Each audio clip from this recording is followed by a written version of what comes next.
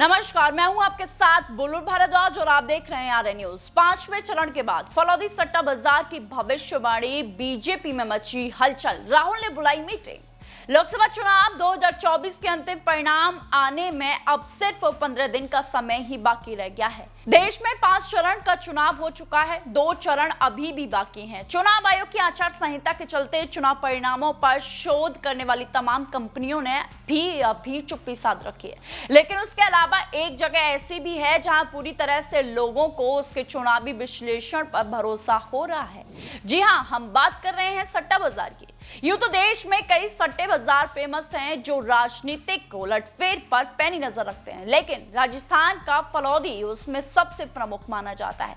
वहीं मुंबई का सट्टा बाजार भी इससे कमतर नहीं है। आपको बता दें कि भारत देश में सबसे पहले सट्टा बाजार मुंबई में ही विकसित हुआ था। इसके अलावा कानपुर और पुणे सहित पंजाब के लुधियाना और हरियाणा के अंबाला में सट्टा बाजार की पूरी शबाब पर है। आज के इस वीडियो में जानेंगे कि कौन सा सट्टा बाजार साल 2024 में हो रहे लोकसभा चुनावों में किस पार्टी को कितनी सीटें दे रहा है। सबसे पहले बात हम राजस्थान के फलौदी सट्टा बाजार की करते हैं। फलौदी सट्टा बाजार में भाजपा 300 सीटें से ज्यादा सीटें जीतने का सट्टा लगा रहा है। वहीं फलौदी सट्टे के ही अनुसार कांग्रेस को अब की बार 60 से 63 सीटों पर सिमट सकती है का दावा कर रही है। पूरे देश की अगर बात करें तो फलौदी के अनुसार अब आपको हम बताएंगे कि अब की बार 400 पार सट्टा बाजार में लोकसभा चुनाव 2024 में एनडीए की स्थिति है क्या।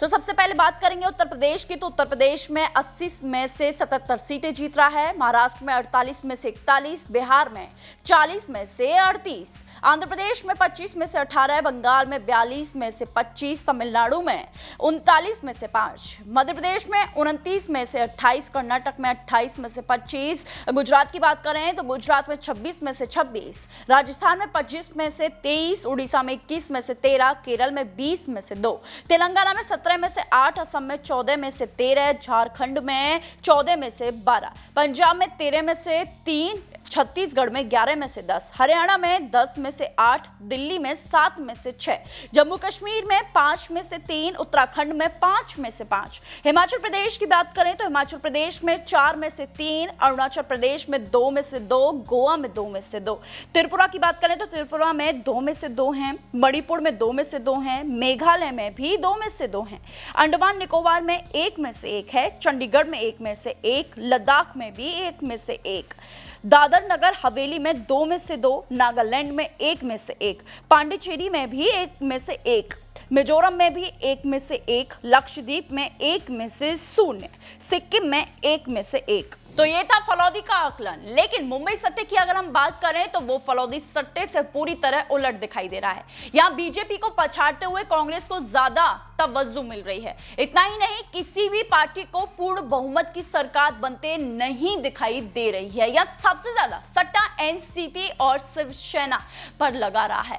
गौरतलब है कि ये दोनों पार्टियां 2 टुकड़ों में बट गई हैं और इनकी लड़ाई के भाजपा यहाँ फायदा उठाने की ताक में लगा हुआ है। बात लुधियाना सट्टा मार्केट की करें तो वहां लुधियाना में भी लॉटरी का भी कभी सबसे बड़ा केंद्र रहा है। यहाँ सबसे ज्यादा सट्टा आम आदमी पार्टी के प्रदर्शन में लग रहा है। भाजपा यहाँ मुख्य विरोधी दल के रूप में सामने है। आपको बता दें कि लुधियाना सट्टा बाजार में अकाली दल को बहुत ज्यादा तवज्जो अब की बार नहीं मिल रही है। उधर अंबाला के सट्टा बाजार में इस समय जेजेपी यानी जननायक जनता पार्टी पर सबसे ज्यादा पैसा लगा हुआ है। इसका सबसे ज्यादा भाव दिया जा रहा है।